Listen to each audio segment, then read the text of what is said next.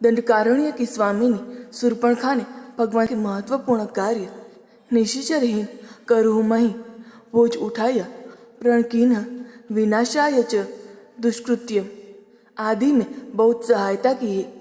जनमानस में शूर्पणखा की छवि राक्षसी होने की निर्ममता से नरसंहार करने की होने से व तृणा की दृष्टि से देखी जाती है।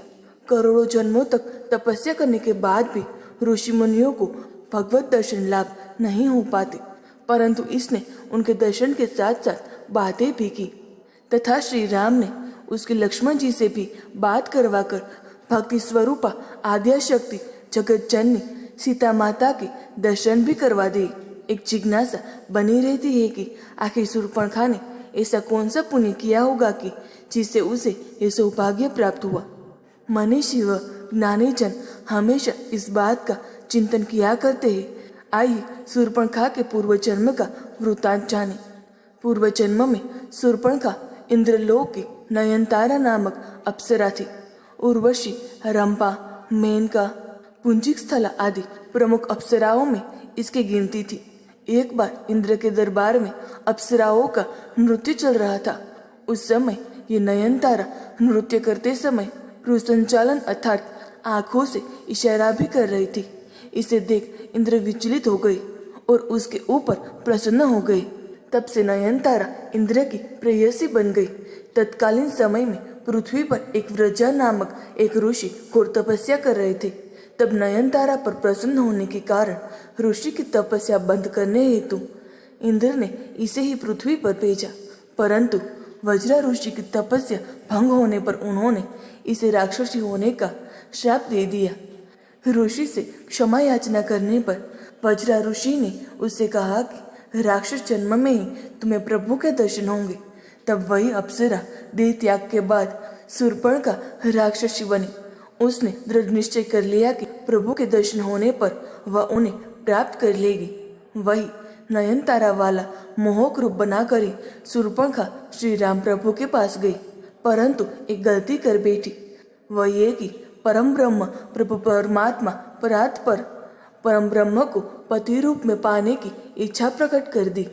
तुम सम पुरुष नमो सम नारी, ये संजोग विधि रचा विचारी।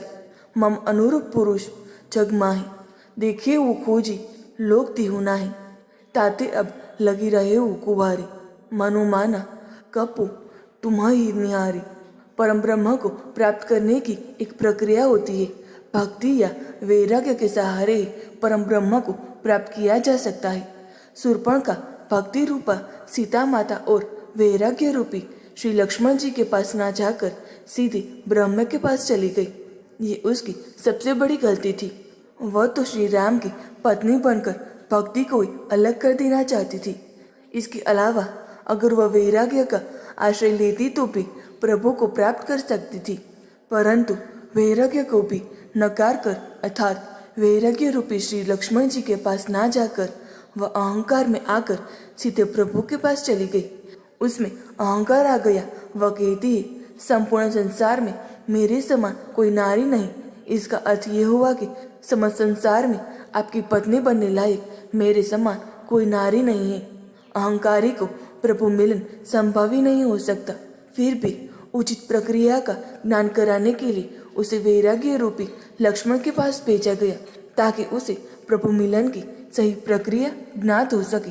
शूर्पणखा जैसी गलतियाँ कई बार हम लोग भी करते हैं।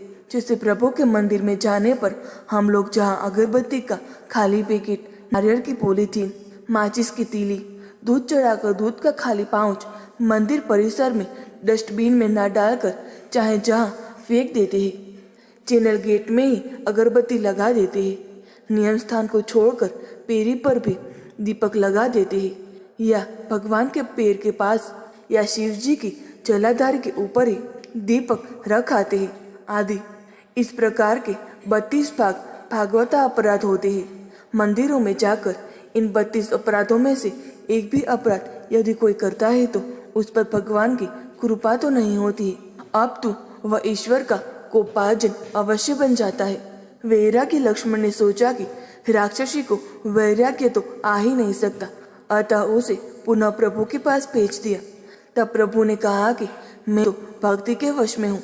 तब शूर्पणखा भक्ति रूपा सीता माता के पास गई, परंतु वहां भी एक भागवता अपराध कर बैठी। सोचा प्रभु इस भक्ति के वश में है, अतः मैं इस भक्ति को ही खा जाऊं, इस भक्ति स्वरूप सीता को ही नष्ट कर दूं। जबकि नियम ये है कि श्रद्धा भक्ति बढ़ाओ संतन की सेवा। अतः लक्ष्मण जी ने क्रोध में आकर उसके नाक कान काट कर अंग भंग कर दिया। तब शूर्पणखा के ज्ञान चक्षु खुल गए और प्रभु के कार्य को पूरा कराने विनाशाय च दुष्कृत्यम के लिए उनकी सहायिका बनकर प्रभु के हाथ से खर, दूषण, रावण, कुंभकर्ण, मेघनाथ आदि निशाचर को मरवा दिया और प्रभु की प्राप्ति की उचित प्रक्रिया अपनाने के लिए पुष्कर जी में चली गई और छल में खड़ी होकर भगवान शिव का ध्यान करने लगी। 10,000 वर्ष बाद भगवान शिव ने शूर्पणखा को दर्शन दी और वरदान प्राप्त किया कि 28वें द्वापर युग में जब श्री राम कृष्ण अवतार लेंगे तब कुब्जा के रूप में तुम्हें श्री कृष्ण से पति सुख की प्राप्ति होगी। तब श्री कृष्ण तुम्हारी कुबट को ठीक करके वही नयनतार अप्सरा का मनमोहक रूप प्रदान करेंगे। कृष्ण का नाम ही इतना मनमोहक है कि इसके जुबा पर आते ही दुख दर्द भुलाकर इनकी लुभावनी सूरत में खो जाते हैं। अगर हिंदू धर्म के ग्रंथों की बात करें तो इसमें इनके स्वरूप का वर्ण उपरोक्त लिखी बात का बहुत अच्छे से प्रमाण देती है। यही कारण है कि बचपन से ही श्री कृष्ण सबके प्रिय थे। गोकुल में गोपियों से लेकर वहां की वृद्ध स्त्रियों के लिए श्री कृष्ण बहुत खास थे। श्री कृष्ण की एक माँ थी देवकी तो दूसरी यशोदा, परंतु गोकुल में अन्य रहने वाली वृद्ध महिलाएं भी इन्हें पुत्र की ही तरह स्नेह करती थी। आज आपको इनके प्रति प्रेम रखने वाली ऐसी ही एक स्त्री के बारे में बताने जा रहे हैं जिसका वर्णन कथाओं में अच्छे से मिलता है। दरअसल हम बात कर रहे हैं कंस की नगरी मथुरा में रहने वाली कुब्जा नामक स्त्री की, जो कंस की दासी थी। वे नित्य कंस के लिए चंदन, तिलक तथा फूल इत्यादि का संग्रह। अपने प्रति कुब्जा की असीम प्यार व श्रद्धा को देखकर कंस भी अति प्रसन्न था। कहा जाता है कि कुब्जा को बहुत कम लोग जानते थे। इनके कुबर होने के कारण इन्हें कुब्जा का नाम दिया गया। पौराणिक कथाओं के अनुसार कंस के वध के दौरान श्री कृष्ण की कुब्जा से मुलाकात हुई थी, जिसके बाद उनके यानी कुब्जा के साथ उनकी प्रेम क्रीड़ाएं शुरू हुई। एक बार की बात है, भगवान श्री कृष्ण ने देखा कि एक कुब्डी स्त्री अपने हाथ में चंदन, फूल और हार इत्यादि लेकर बड़े प्रसन्न मन से जा रही है। तब श्री कृष्ण ने उससे प्रश्न किया, ये चंदन, हार, फूल लेकर इतना इठलाते हुए आप कहाँ जा रहे हो और आप कौन है? तो कुब्जा ने श्री कृष्ण के प्रश्न का उत्तर देते हुए कहा कि मैं कंस की दासी हूँ। मेरे कुबड़े होने के कारण सब मुझको कुब्जा बुलाते हैं। मैं ये चंदन, फूल, हार आदि लेकर अपने महाराज कंस के पास जा रही हूँ। मैं नियमित रूप से ऐसा करती हूँ और उन्हें ये सारी सामग्री प्रदान करती हूँ जिससे वे अपना श्रृंगार आदि करते हैं। ये सुनकर श्री कृष्ण कुब्जा से आग्रह करने लगे कि आप ये चंदन मुझे लगा दीजिए और ये फूलहार हमें चढ़ा दीजिए, जिसके लिए कुब्जा ने साफ इनकार कर दिया और कहा कि नहीं, ये तो केवल मेरे महाराज कंस के लिए है, मैं इन्हें किसी और को अर्पित नहीं कर सकती हूँ।